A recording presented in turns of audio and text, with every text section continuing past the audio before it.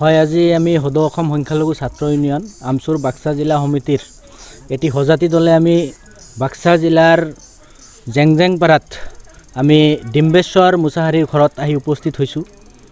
হয়তো বিগত কেইবাদিন ধৰি আমি সামাজিক মাধ্যম বা নিউজৰ জৰিয়তে আমি এটা বস্তু লক্ষ্য কৰিছোঁ যে আমাৰ ডিম্বেশ্বৰ মুছাহাৰী বাক্সা জিলাৰ তেখেতে ৰৌতাত কিবা এটা কামত হয়তো তেখেতে গৈছিলে। যোৱাৰ পিছত সেই অঞ্চলৰে কেনাৰাম বড়ো নামৰ এজন ব্যক্তি তেখেতে বোলে তেখেতৰ নামত কেছ আছিলে, ৱান্টেড আছিলে বুলি শুনা পাইছোঁ। কিন্তু তেখেতক পুলিচে এনকাউণ্টাৰ কৰাৰ নামত আমাৰ বাক্সা জিলাৰ ডিম্বেশ্বৰ মুছাহাৰী নামৰ ব্যক্তিক যে এনকাউণ্টাৰ কৰিলে, এই ক্ষেত্ৰত আমি চৰকাৰক ক'ব বিচাৰিছোঁ, আচলতে ন্যায়পালিকা নামৰ বস্তুটো অসমত আছে না নাই, না ভাৰতবৰ্ষত আছে না নাই? ন্যায়পালিকা ইমান এটা ডাঙৰ ন্যায়পালিকা ভাৰতবৰ্ষত থকাৰ পিছতো পুলিচে যে এটাৰ পিছত এটাক মানুহক যে এনকাউণ্টাৰ কৰি আছে, ভাবি লৈছোঁ ডিম্বেশ্বৰ মুছাহাৰী অপৰাধী আছিলে। কিন্তু ন্যায়পালিকাৰ জৰিয়তে তেখেতক কিয় শাস্তি দিয়া নহ'ল? তেখেতক কিয় এনকাউণ্টাৰ কৰা হ'ল? আজি আমি চৰকাৰক প্ৰশ্ন কৰিছোঁ। এনকাউণ্টাৰ কৰি আচলতে দমন নীতি বুলি কয়, যিটো কয় হিটলাৰী যি শাসন, পুলিচ ৰাজ্য বনাব বিচাৰিছে নেকি হিমন্ত বিশ্ব চৰকাৰে?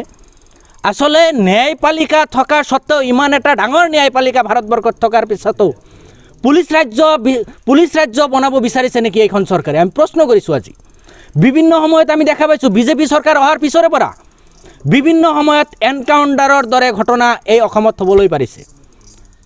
আচলতে যদি দোষীক ন্যায়পালিকাৰ জৰিয়তে শাস্তি দিয়া নাই, জেল হয়, ফাঁচি হয়, ন্যায়পালিকাই দিব। পুলিচক কোনে পাৱাৰ দিছে পুলিচে মানুহ এজনক গুলিয়াই হত্যা কৰাটো? বিভিন্ন সময়ত আমি দেখা পাইছোঁ অপৰাধী পুলিচে কৰায়ত্ব কৰাৰ পিছত অপৰাধীক হয়তো তদন্তৰ নামত কোনোবা এটা জেগাত লৈ যায় আৰু পুলিচৰ গাড়ীৰ পৰা বোলে আসামী পলাই বোলে দৌৰিবলৈ ধৰে। পুলিচ ইমানেই দুৰ্বল হৈছে নেকি বিজেপি চৰকাৰ অহাৰ পিছৰ পৰা? পুলিচৰ হাতৰ পৰা কেনেকৈ আসামী পলাব পাৰে? হেণ্ডকাপ লগোৱা নাথাকে নেকি? আমি প্ৰশ্ন কৰিছোঁ। আচলতে এনেকুৱা যি ৰাজতন্ত্ৰ হিমন্ত বিশ্ব শৰ্মা ডাঙৰীয়াৰ চৰকাৰে কৰিব বিচাৰিছে, এনেকুৱা ৰাজতন্ত্ৰ আচলতে মানুহে সহ্য নকৰে। এনেকুৱা এটা দিন আহিব হিমন্ত বিশ্ব শৰ্মাৰ যি শাসন ব্যৱস্থা কিন্তু নাথাকিব, তেতিয়া কিন্তু বুজি পাব। আৰু পুলিচ প্ৰশাসনকো আমি আহ্বান জনাইছোঁ, আপোনালোকে যে হিমন্ত বিশ্ব শৰ্মাৰ ডাঙৰীয়াৰ নেতৃত্বত তেখেতৰ নিৰ্দেশত যে আপোনালোকে যে এনকাউণ্টাৰ কৰি মানুহবিলাকক হত্যা কৰি আছে, আপোনালোকেও কিন্তু ন্যায়ৰ সন্মুখত জবাব দিব লাগিব। আৰু মানুহে এইবিলাক সহ্য নকৰে। আপোনালোকৰ বিৰুদ্ধেও আইনৰ দ্বাৰস্থ হ'বলৈ মানুহ প্ৰস্তুত হৈ আছে। এতিয়া আপোনালোকৰ বিৰুদ্ধেও ন্যায়পালিকাত আপোনালোকৰ বিৰুদ্ধে কেছ কৰিব, তেতিয়া আপোনালোকে কিন্তু জবাব দিব লাগিব। আৰু মানৱীয়তাৰ দৃষ্টি কমচে কম পুলিচৰ থাকিব লাগে। চৰকাৰে এটা নিৰ্দেশনা তেওঁলোকক দিব কাৰণেই যে তেওঁলোকে মানুহক যধে মধে গুলিয়াই হত্যা কৰিব, এইটো হ'ব নোৱাৰে, যিহেতু ন্যায়পালিকা বস্তুটো আছে। যিয়েই নহওক, আজি আমি ডিম্বেশ্বৰ মুছাহাৰীৰ ঘৰত উপস্থিত হৈছোঁ, তেখেতৰ পৰিয়ালৰ খবৰ ল'লোঁ, সমবেদনা জ্ঞাপন কৰিলোঁ। আমি চৰকাৰক আহ্বান জনাইছোঁ, যিহেতু ভুল এনকাউণ্টাৰ ফলত এই ডিম্বেশ্বৰ মুছাহাৰীক হত্যা কৰা হ'ল, সেইচে আমি চৰকাৰৰ ওচৰত দাবী উত্থাপন কৰিছোঁ। মোটা অংকৰ তেওঁলোকৰ ধন এটা দিব লাগিব, ক্ষতিপূৰণ হিচাপে পৰিয়ালক দিব লাগিব। আৰু কি কাৰণত ইতিমধ্যে আমি দেখা পাইছোঁ তদন্ত এটা ঘোষণা কৰিছে। তদন্তই কি হ'ব নাজানো, কিন্তু আমি চৰকাৰক আহ্বান জনাইছোঁ, এইটো যিহেতু নিৰীহ পৰিয়াল হয়, তেখেতৰ একজন কৃষক আছিলে, নিৰীহ পৰিয়াল হয়, তেখেতক 50 লাখ টকাৰ কমচে কম ক্ষতিপূৰণ এটা আমি দাবী কৰিছোঁ। মই ডিম্বেশ্বৰ মুছাহাৰীৰ বিষয়ে গাঁৱৰ হৈ দুআষাৰমান আপোনালোকৰ জৰিয়তে ক'ব বিচাৰিছোঁ। যোৱা বুধবাৰৰ দিনা আমাৰ গাঁৱতে এখন বিয়া আছিল। সেই বিয়াত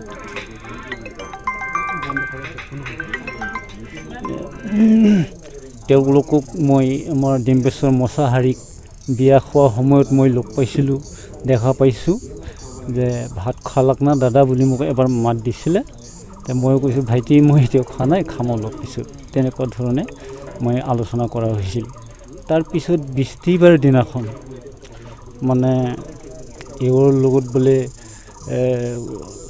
কুৰ্মা খাবলৈ কোনোবা এজন আহি পেলাই এওঁক বিয়া খাব যাম আমি, তেনেকুৱাকৈ মানে সেই ল'ৰাজনৰ লগত সি মানে ওদালগুৰি লৈ মানে গৈ পালে আৰু তে ইয়াৰ পিছত মানে শুক্ৰবাৰৰ দিনা এই এনে কিবা মই নিউজ চালোঁ নিউজত মানে দুৰ্ধৰ্ষ ডকাইত এই কেনাৰাম বৰক মানে এনকাউণ্টাৰ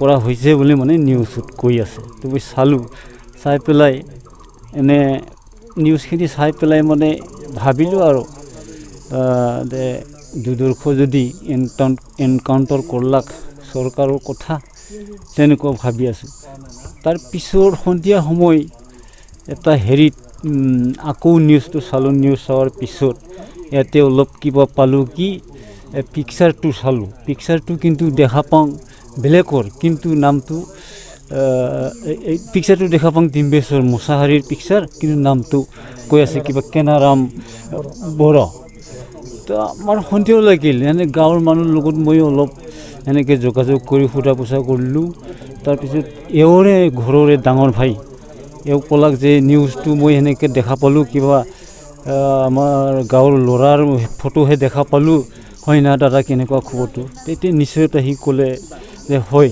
কথাটো হয় আমি অহাকালি আমাৰ ওচৰৰে থানা গোবৰ থানা আমাৰ যিটো থানা পৰে তাতে যাম আলোচনা কৰিম বুলি মোক ক'লে আৰু তাৰপিছতো মই নিশ্চিত হ'ল যে তেনেহ'লে আমাৰ গাঁৱৰে ল'ৰা ইয়াৰ পিছত আৰু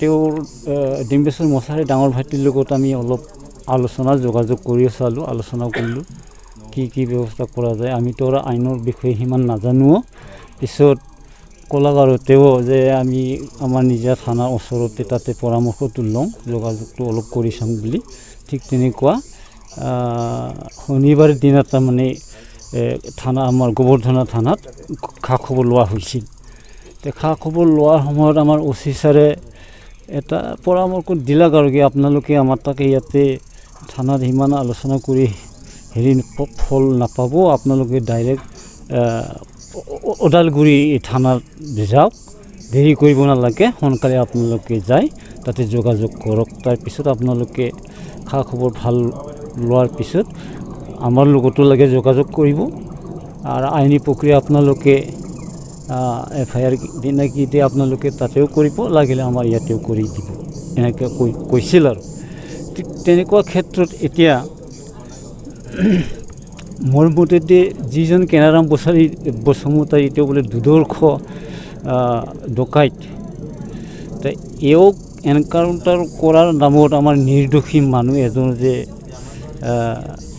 এনকাউণ্টাৰ হ'ল সেইটো আমাৰ আইনৰ ব্যৱস্থাত মানে ভাল ন্যায় ভাল বিচাৰ পাৱাটো মই ৰাইজৰ হৈ মানে কামনা কৰিছোঁ আৰু আপোনালোকৰ যোগেদি পূৰ্বতে এটা সময়ত সি আমি জানাত মানে NDPLতো কেইদিনমান ঘূৰিছিল সেইটো কথা মই জানো আৰু কি অলপ তাৰপিছত 2020 চনত সি ক'ৰবাত ধৰা খাইছিল নেকি এবাৰ তাৰ পৰা ধৰা খাই ওলি অহাৰ পিছত কিন্তু পিছত ঘৰত আহি পেলাই কিছুমানে অলপ চলপ মাটিও আছে ইয়াৰ টেঙাৰ বাগান 1 বিঘামান কৰি লৈছিল আৰু সেনেকৈ ৰোৱা মাটিও অলপ আছে সেনেকৈ টুকটাককৈ সি চলি খাই আছিল তো ইয়াৰ পিছত সিদিনাখন সেনে দুৰ্ভাগ্যজনক সেইটো ঘটনা হোৱাত আমি বিৰাট মৰ্মাহত হৈছোঁ আচলতে মই অলপ মানে সেইটোৰ কাৰণে বেয়া লাগিছে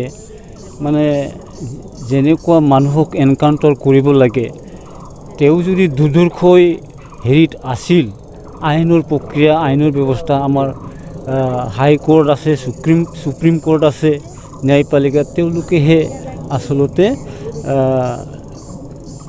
ন্যায়টো কৰিব লাগিছিল বিচাৰটো কৰিব লাগিছিল কিন্তু আমাৰ পুলিচেই যদি ন্যায় ব্যৱস্থা যদি তেওঁলোকে হাতত তুলি লৈ পেলাই আমাৰ নিৰীহ লোকৰ প্ৰাণ কাঢ়ি লয় বা এনকাউণ্টাৰ কৰে তাতে আমাৰ ৰাইজৰ কাৰণে আমাৰ নিচিনা সাধাৰণ ৰাইজৰ কাৰণে বহুতো দুখজনক বুলি মই অনুভৱ কৰিছোঁ মই এইটো কথাত নিউজত বা মোবাইলত অলপ চাই পেলাই অলপ ইহঁতৰ যিটো ভাষণত মই অলপ মানে ভাবিব পাৰিছোঁ বা ধৰিব পাৰিছোঁ যে তেওঁলোকৰ অলপ কিবা ষড়যন্ত্ৰ আছে নহ'লে প্ৰশাসনে